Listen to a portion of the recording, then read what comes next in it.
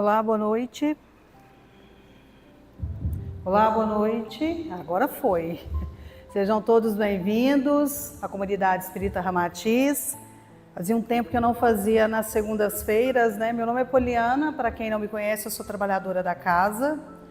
E hoje sou eu que vou ter o prazer de falar aqui com vocês durante esses 40 minutinhos. Então vamos aproveitar esse tratamento, porque a palestra ela não é só um momento de estudo, mas sim um tratamento também, né? E fico feliz de vê-los aqui. E para que a gente possa começar, já entrando em sintonia com o mentor da casa, a espiritualidade amiga, vamos fechar os nossos olhos e fazer a nossa prece inicial. Então vamos fechar os nossos olhos, já irmos nos conectando com a espiritualidade amiga que aqui já se faz presente, com o mentor individual de cada um que já se encontra aqui, elevando nossos pensamentos ao nosso Mestre Jesus, a esse Pai amoroso que sempre nos ampara,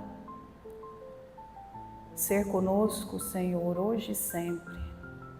Nos abençoa nessa caminhada de evolução, nos abençoa em todos os seus ensinamentos, nos promove a edificação, que possamos nós, como seus irmãos e filhos de Deus, termos a consciência dessa nossa caminhada, dessa jornada como espíritos que somos imortais. E é com essa sensação de termos o compromisso com a nossa existência, é que eu peço licença aos nossos mentores, aos espíritos amigos, para que possamos dar por iniciados os estudos e os tratamentos dessa noite, e que assim seja. Bem, o tema que eu trouxe hoje, ele está contido no livro Vinha de Luz. O capítulo é o capítulo 122 e ele nos traz uma narrativa que vai fazer com que a gente faça uma reflexão hoje sobre a vida e a morte. Foi escrito por Paulo. Está em Romanos, capítulo 6, versículo 23. Hoje, onde estivermos. E ele começa nos dizendo o seguinte: porque o salário do pecado é a morte, mas o dom gratuito de Deus é a vida eterna em Cristo Jesus, nosso Senhor. Esse capítulo desse livro, meus irmãos, ele é muito profundo, porque realmente ele vai nos convidar a fazer uma reflexão sobre as nossas reencarnações. E são várias. E é tão engraçado que sempre cai para mim algum tema que é relacionado a esse processo de reencarnar, de morte, de desencarne e por aí vai.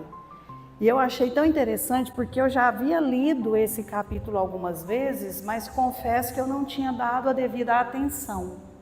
E quando eu fui convidada a falar sobre esse capítulo hoje, eu me peguei lendo esse livro e esse capítulo por várias vezes, para tentar trazer para vocês, como eu sempre faço, para quem já está acostumado a assistir às minhas palestras, trazer para o nosso cotidiano, para a vida, para essa existência presente, que é o que nos faz reunirmos aqui hoje em senso comum. Para os que permanecem na carne, a morte significa o fim do corpo denso. Para os que vivem na esfera espiritual, representa o reinício da experiência e salário do erro. Forte, não? Dizer que para os que permanecem na carne, a morte significa o fim do corpo denso. Bem, todos nós que somos espíritas, espiritualistas ou acreditamos em algo que seja relacionado a esses desígnios que foram deixados por Kardec, que veio e tirou esse véu da incompreensão da vida após a morte. Quando nós fazemos a nossa passagem, nós desencarnamos e vamos para o grande momento das nossas existências, que é o retorno para a pátria espiritual, que acreditem é a verdadeira pátria, e não essa da qual nós hoje estamos vivendo, essa existência, essa experiência como espíritos imortais que somos. Existem dores, existem dificuldades no desencarne. Não às vezes porque houve um desencarne de forma bruta ou inesperada, ou decorrente de alguma questão patológica, ou uma doença, ou qualquer coisa que seja nesse aspecto. Mas a dificuldade do espírito, dos espíritos, como nós somos, todos nós aqui somos espíritos. Usamos esse vestuário, que é esse corpo denso e material, físico, fisiológico, químico, enfim, esse corpo que nos é dado para viver essas oportunidades. Bem sabemos, quando nós estudamos um pouco mais a doutrina espírita, de uma forma não tão rasa, mas com um pouco mais de complexidade, que a Terra nada mais é do que uma grande colônia, como tantas outras que existem. E nós temos o privilégio, como espíritos, de estarmos vivendo uma experiência na matéria nessa colônia.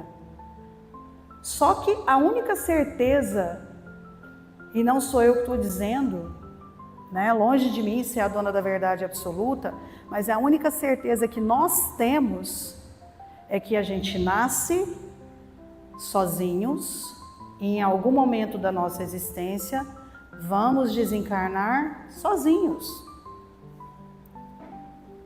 Vamos ser socorridos, amparados, recebidos por espíritos bons, familiares, amigos ou afins? Sim, mas claro, não podemos esquecer do tal merecimento. Tarefinha para a nossa vida, edificar o nosso trabalho, a busca do progresso moral, para que nós possamos ter o merecimento. Para que quando a gente for fazer esse processo dessa passagem, dessa morte, de deixar esse corpo denso, né, possamos viver nas esferas espirituais que representam o reinício da experiência. É salário de erro, porque nós erramos o tempo todo. Nós viemos nesse planeta, nós viemos nessa encarnação com esse objetivo de errar. E trazemos um salário de erros acumulado de outras existências. Pois bem sabemos que não somos só essa existência, somos a soma de várias outras. E aí com isso temos lá o nosso caderninho de contabilidade espiritual, de karma, né? Muita gente fala de karma, né? Eu vejo muito isso nas salas mediúnicas, né? Eu trabalho em uma das salas mediúnicas e um outro trabalho mediúnico da casa, onde a gente vê muitas vezes os nossos irmãos dizendo que eles estão sofrendo uma espécie de perseguição, que isso é karma. Pode ser, mas também tem uma parcela da nossa culpa em relação a isso, pois pedimos para vir, reencontrar e ajustar com os nossos desafetos. E assim como nós, eles também são espíritos que também trazem os seus acúmulos. E o mais engraçado de tudo isso é que na maioria das vezes as cobranças vêm de espíritos e não de irmãos que estão encarnados. Então nós temos duas vertentes diante dessa caminhada de evolução que vamos nos deparar, que são com os irmãos que não conseguimos ver de olhos nus, que são esses irmãos desencarnados, que estão ali para poder ajustar com a gente ou alguma dívida, ou alguma coisa que ficou pendente, e temos os irmãos encarnados também, que podem ser pessoas que nós trazemos do nosso passado, de outras existências. Daí o salário do erro. É bem pesado falar disso e chega a ser um pouco óbvio, já que nós estamos dentro de uma casa espírita. Mas ainda assim existem tabus, mesmo para nós que somos espíritas ou espiritualistas, estudiosos da doutrina. E aí ele vem e diz, era para ser quantas vezes, né? Quantas vezes temos voltado aos círculos carnais em obrigações expiatórias, sentindo de novo a sufocação dentro dos veículos fisiológicos para tornar a vida verdadeira. Quantas vezes fazemos tudo isso para que possamos tornar a nossa vida verdadeira? E aí eu me peguei pensando, o que é verdade? O que é verdade? O que é verdade para mim não pode ser para ele, não pode ser para ela. Ou a dele, a minha para eles pode ser que não seja uma verdade.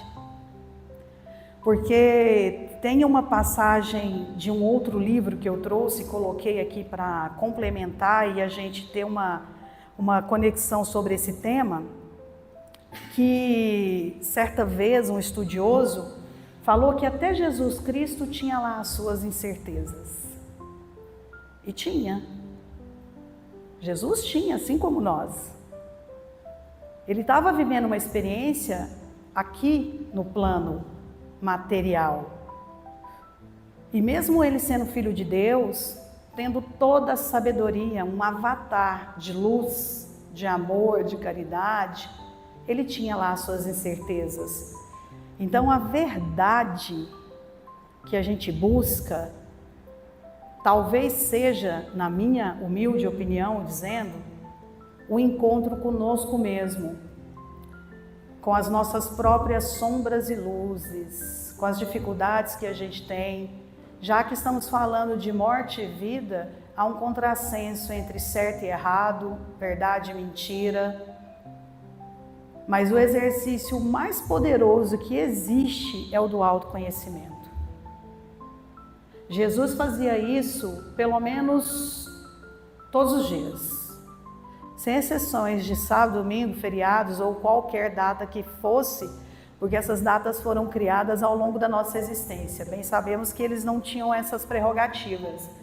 Ele se retirava todos os dias ao amanhecer para o deserto e ficava cerca de 40 minutos, 1 hora, é o que se sabe dentro dos estudos que foram feitos por esses apóstolos que o seguiam, para fazer essa conexão com ele mesmo, essa reforma íntima, que tão importante é, ainda mais dentro dos dias de hoje, onde nós vivemos uma falsa felicidade.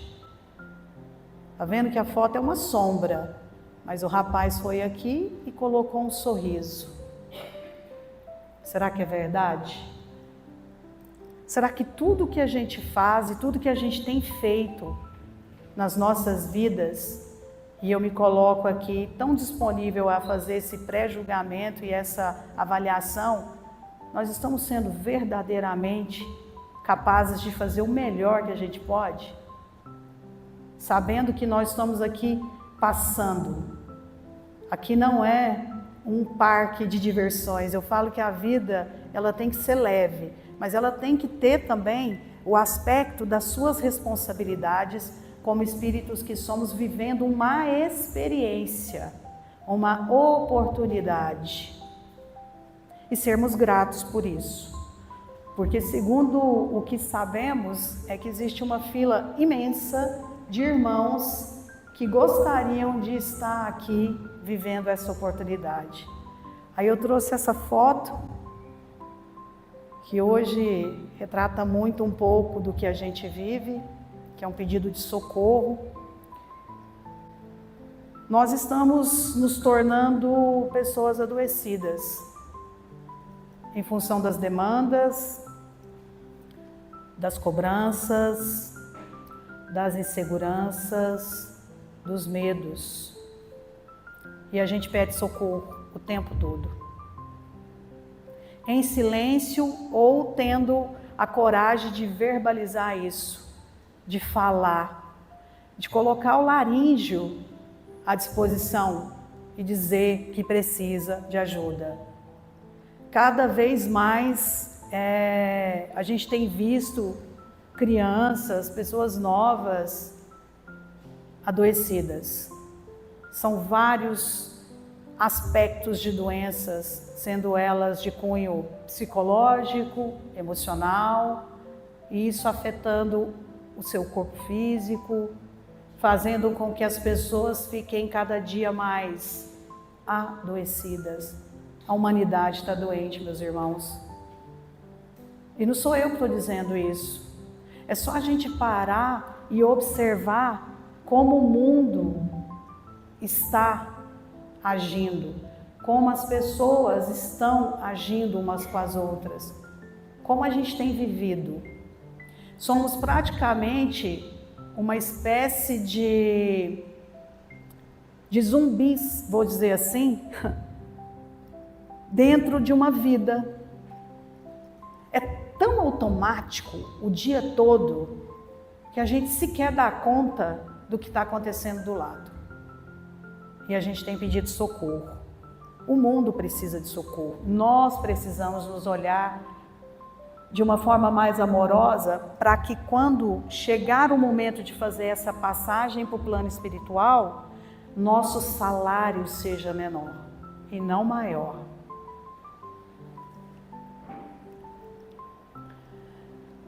A certeza é inimiga da união. A certeza é inimiga mortal da intolerância. Afinal de contas, até Cristo tinha algumas incertezas. A nossa fé é uma coisa viva.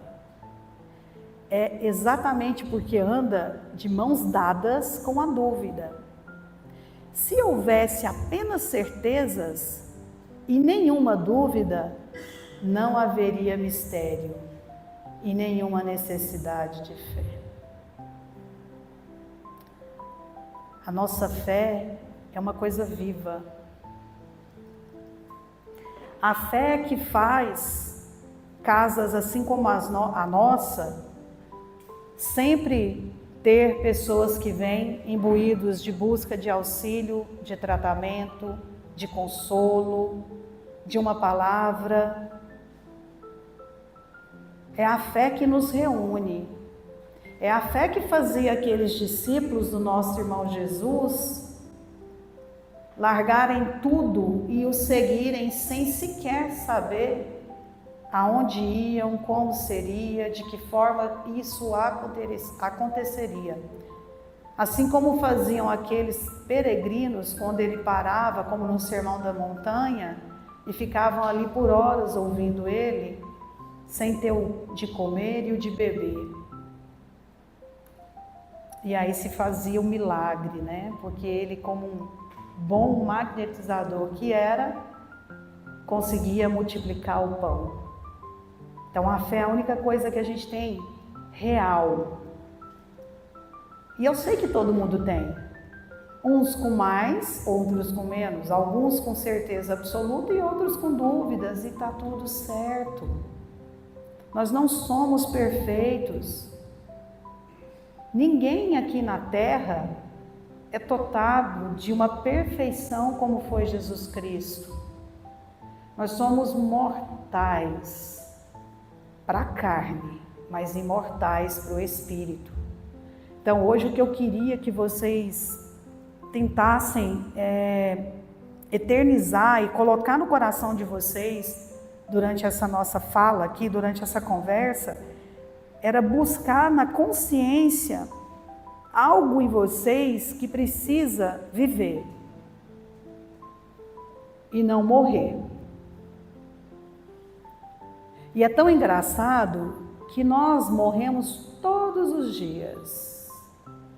Quando a gente faz o nosso processo de descanso, o sono, meus irmãos, A gente faz um processo de desligamento mesmo, é uma expansão da alma. É o momento que o seu corpo está preso a esse espírito por um cordão. É onde nós fazemos as nossas pequenas viagens astrais. Então é sim uma possível morte. E que nós reencarnamos todos os dias de manhã. Então eu acho que quando a gente tem essa consciência de que a nossa fé é uma coisa viva e que a morte não é o final de tudo, como eu já disse em uma outra palestra aqui, e que ela só é esse start, esse reiniciar, essa oportunidade, a gente tem que ter essa consciência do tamanho da nossa responsabilidade. E não só conosco, mas com todos aqueles que nos cercam. Porque eles fazem parte desse sistema e ele pediu para estar conosco. Alguns pedem, outros não.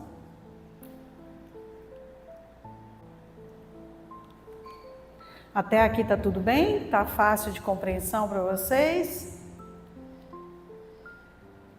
Olha. Infelizmente, porém, tantos laços grosseiros inventamos para as nossas almas, que o nosso viver, na maioria das ocasiões, na condição de encarnados ou desencarnados, ainda é o cativeiro a muitas vidas e muitas paixões. Quantas vidas e quantas paixões, né? Eu fico pensando, a gente vê muito isso nos trabalhos mediúnicos. Às vezes nos aparecem espíritos bem aflitos, irmãos mesmo assim, em condição de sofrimento. Muitas vezes, mas muitas vezes, eles não vêm por amor, viu? Não vêm por amor. Eles vêm porque eles querem retratar, retalhar. Vem numa espécie de movimento de eu preciso me vingar. Eu não consegui me vingar dessa fulaninha, essa poliana lá na década de 30. Eu vou voltar agora e vou fazer isso. E podem acreditar que eles conseguem nos acessar. Aí tem um grande mistério. Como que a gente faz para amenizar ou evitar que isso aconteça? Mudando a nossa frequência, mudando a nossa vibração, tendo a consciência e a responsabilidade por tudo que nós fazemos e sabendo sim que nós somos um espírito e que sim, a gente tem várias e várias vidas, vários karmas, várias cobranças, várias pendências. Lembra do caderninho, do salário, do erro? Ele está aqui, ó, com a gente o tempo todo. Mas aí tem o contrassenso disso e é uma coisa que eu acho que nós temos ao nosso favor. Essa encarnação, meus irmãos, talvez seja a nossa melhor versão. A melhor oportunidade que a gente tem para retratar, né, as nossas vidas, as nossas paixões e tudo aquilo que nos pertence. Nós somos pertencentes. E esses irmãozinhos, e acreditem, tem muitos deles aqui sentados, eles, assim como nós, também querem melhorar. E muitas vezes, quando eles chegam dentro de uma sala mediúnica e se apresentam para um médium, e a gente faz esse trabalho de medianeiros, que é essa conexão entre o mundo espiritual e o mundo da matéria, eles só querem falar das suas dores. Hoje são eles, amanhã podem ser nós. Pode ser um de nós aqui, se caso a gente não viver a oportunidade do aprendizado que é nos dado diariamente. Todos os dias. A gente reencarna e a gente tem uma chance. É complicado falar sobre isso, porque é um tema muito complexo e por mais que eu tente trazer para essa questão prática, ainda assim é pesado a gente imaginar que nós podemos ter os nossos algozes e que eles são desencarnados e que muitas vezes a gente sequer sabe disso. Porque por honra e glória de Deus, foi dada a cada um de nós, e graças a Deus, porque eu não tenho a mínima intenção de saber quem eu fui, é a lei do esquecimento. Aí a gente não lembra nem desse salário, nem do irmãozinho e nem se a gente fez alguma coisa.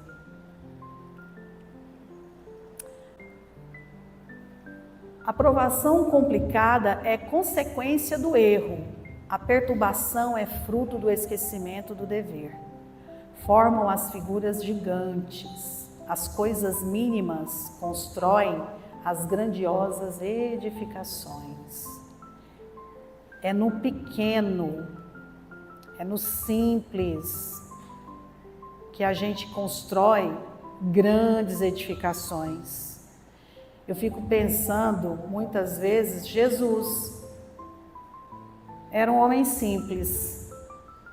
E é a pessoa que qualquer um, em cima da face da terra, seja onde você for, o país que você estiver, se você falar de Jesus, as pessoas vão saber quem ele é.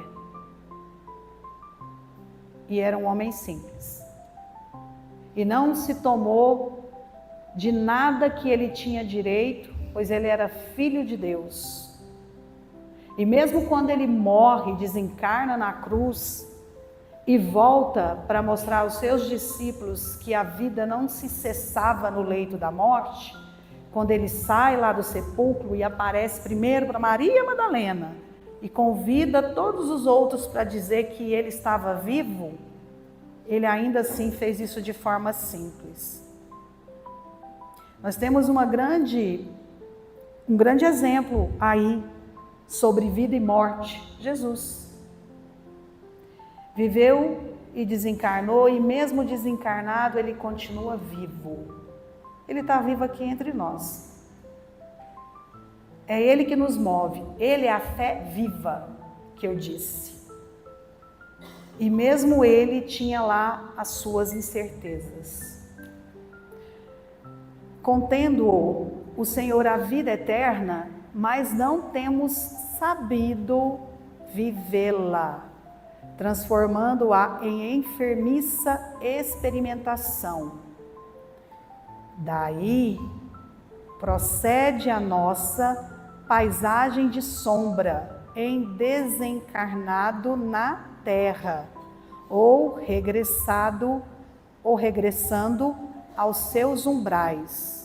Lembra que eu falei que nós ficamos aqui na terra como se fossem umas espécies assim de zumbis? É sombra demais. E a gente tem luz. Vocês sabiam que a gente tem sombra e luz? Que a gente vibra nessas duas frequências? Só que como a gente vive, como eu disse, no emaranhado de situações, a gente não consegue enxergar. E isso nos atrapalha muito, meus irmãos, nesse processo de evolução. E não sou eu que estou dizendo, não, porque para mim também é difícil. Não pense que porque a gente estuda, trabalha, vem 2, 3, 4 vezes ao centro por semana, que eu estou isenta de tomar paulada. Tomo todos os dias. Sou testada viamente todos os dias. E o mais engraçado, Chico falava uma coisa e eu agora começo a pensar comigo e cá comigo que ele tinha as suas razões. Médium, quando vem no planeta Terra, pede para reencarnar com esse processo de mediunidade, é porque já errou demais. Aí toma paulada para aprender. Mas eu quero de verdade, quando eu desencarnar, ter a oportunidade de ter um salário menor. Não quero ir com tantos erros ou acumulá-los. Vou tentar fazer o melhor que eu posso. E o convite que eu faço para vocês é que vocês façam essa reflexão também. de se conectarem com a essência divina que habita dentro de cada um de vocês, não se esquecendo de que um dia, cedo ou tarde, no tempo que não nos cabe e não é dado a gente o conhecimento, nós teremos que deixar esse corpo físico aqui e voltarmos para a pátria espiritual, para viver nas colônias de acordo com o nosso desenvolvimento e o nosso merecimento.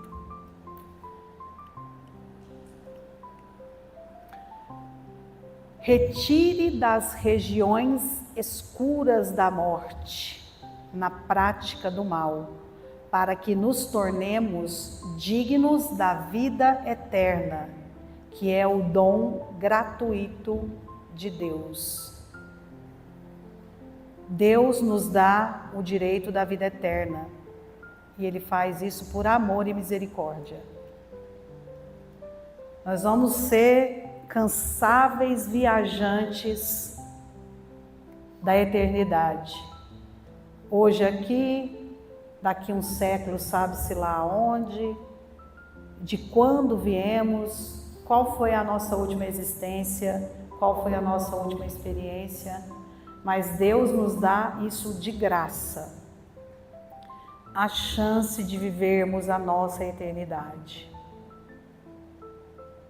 Então vamos ser gratos por isso e entender, meus irmãos, que a morte não é o final de tudo isso. A morte é um prisma, ela é aquela cerejinha do bolo que nos conecta realmente com quem nós somos, com o nosso espírito, a nossa centelha divina. Esse espírito que vibra energia, esse espírito que pode sim estar sendo influenciado, atacado, obsediado, né? As pessoas gostam muito de falar, eu estou sendo obsediada, meu Jesus, eu estou aqui, tem uma penca de espírito perto de mim. Eu falei, meu amigo, mas tem mesmo, olha o tanto aqui, ó. Só aqui encarnado eu não contei, mas fora vocês ainda tem os que a gente não consegue ver. Então nós estamos suscetíveis a isso. O que a gente pode fazer para melhorar quando nós formos passar dessa vida para uma outra vida, que é a pátria espiritual, é termos feito o melhor que nós podíamos fazer. E não é difícil. É ter na consciência, é a busca de sermos melhores. Parece clichê a gente falar isso, né? E eu vejo que na maioria das vezes que a gente tem que fazer uma fala, né? Eu não faço só aqui na comunidade, eu sempre faço em outros lugares. É esse o convite que vem sempre, de melhorar, de evoluir, de se aceitar, de amar. Porque o amor é o sentimento em ação que nos salva. O amor salva. O amor de Jesus nos salvou. Ele deu a vida para nos salvar. E quando ele estava lá crucificado, sendo enxovalhado, xingado, julgado, ele pede para o Pai que ele tivesse pena de nós, porque nós não sabíamos o que estávamos fazendo. E agora nessa encarnação, meus irmãos, a gente sabe. Eu disse e repito, é a melhor versão. Eu não vejo ninguém como Joana d'Arc com uma espada saindo aí decapitando cabeça. Tudo bem que o mundo está violento. Mas o mundo está violento porque nós nos tornamos pessoas adoecidas.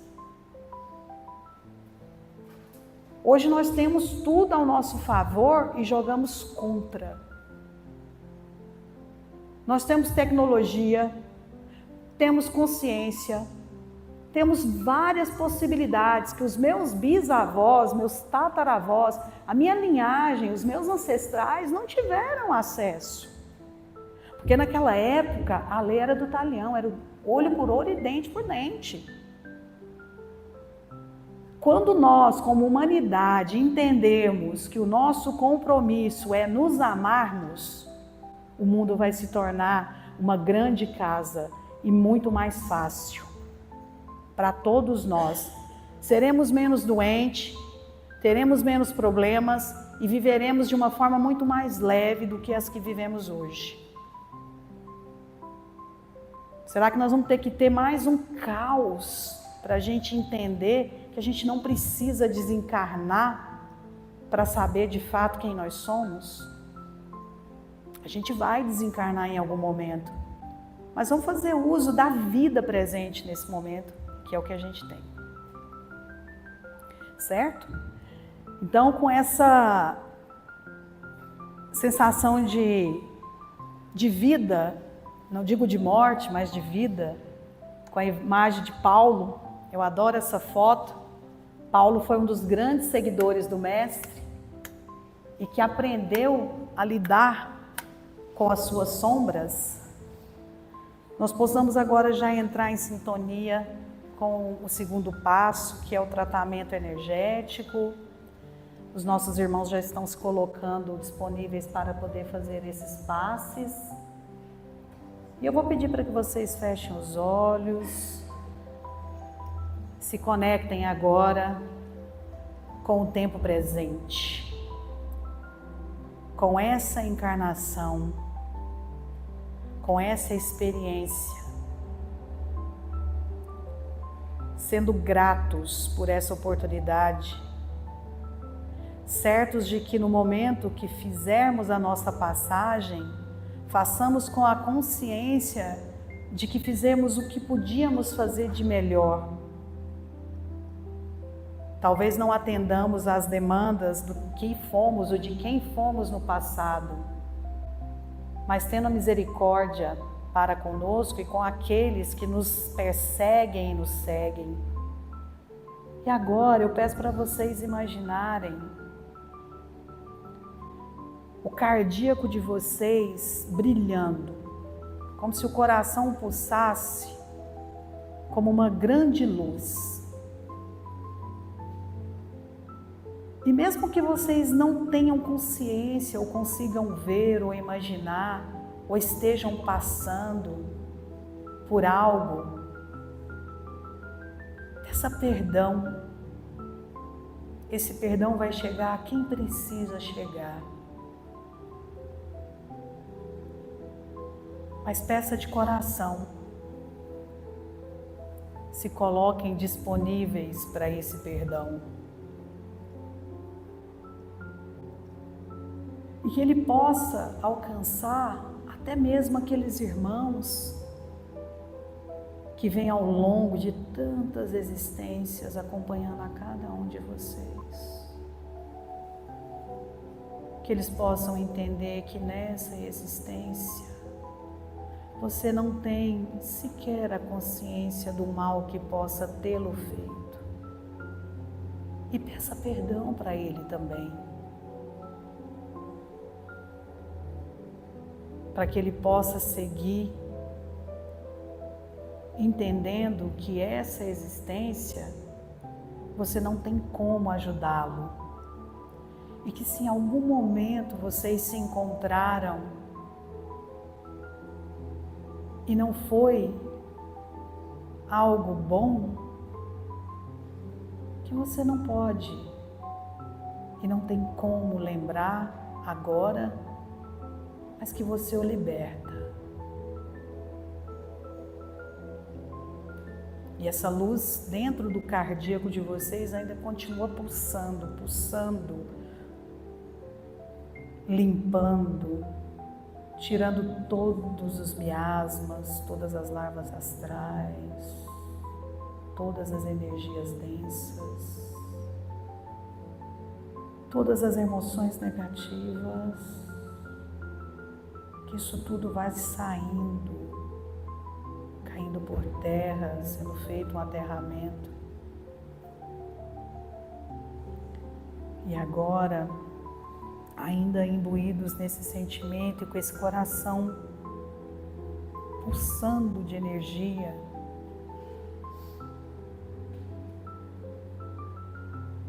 agradeça a Deus pelo dom da vida. Agradeça a Jesus Cristo que deu a sua vida para que nós possamos viver as nossas experiências. Sejam gratos todos os dias ao acordar por essa oportunidade de estarem reencarnados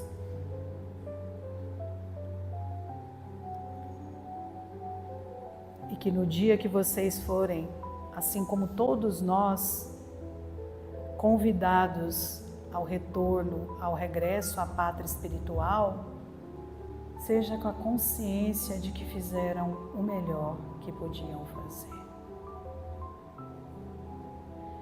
Deus Pai, que sois todo poder e bondade, dai força àqueles que passam pela provação e esperança para aqueles que procuram a verdade. E põe no coração do homem a compaixão e a caridade. Deus, dai ao viajor a estrela guia, ao aflito a consolação. Pai, dai ao culpado o arrependimento, ao espírito a verdade, à criança o guia, ao órfão o Pai. Senhor, um raio, uma faísca do vosso divino amor pode abrasar a terra, deixar-nos beber nessa fonte de bondade fecunda e infinita, e todas as dores acabarão e todas as lágrimas secarão. Deus, permita aos Espíritos Consoladores que derramem por toda parte a paz, a esperança e a fé. E piedade, Senhor, para aqueles que não vos conhecem, e esperança para aqueles que sofrem. Senhor, que nós possamos ser, assim como Moisés, de braços abertos na montanha, esperarmos pela sua santíssima misericórdia. Ó bondade, ó poder, ó beleza, ó perfeição, dai-nos força no progresso, Senhor, de subir até vós. Dai-nos a fé e a razão. Dai-nos a caridade pura, Pai, que fará de nossas almas o espelho aonde há um dia de refletir a vossa sagrada e santíssima imagem. Porque é vosso poder e a glória por todos os séculos. E agora imaginem que essa luz que estava brilhando no coração de vocês vai alcançar os lares de cada um, os entes queridos, os familiares, todos aqueles a quem vocês querem muito bem. E de forma amorosa e muito respeitosa agora, agradecemos a Deus por todas essas oportunidades. Agradecemos aos nossos mentores espirituais que sempre estão a nos intuir. E agradecemos a oportunidade de experimentarmos a experiência da vida com as nossas luzes e as nossas sombras.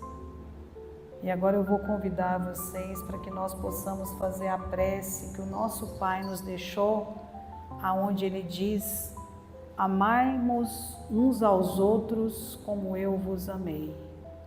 Pai nosso que estais nos céus, santificado seja vosso nome. Venha a nós o vosso reino.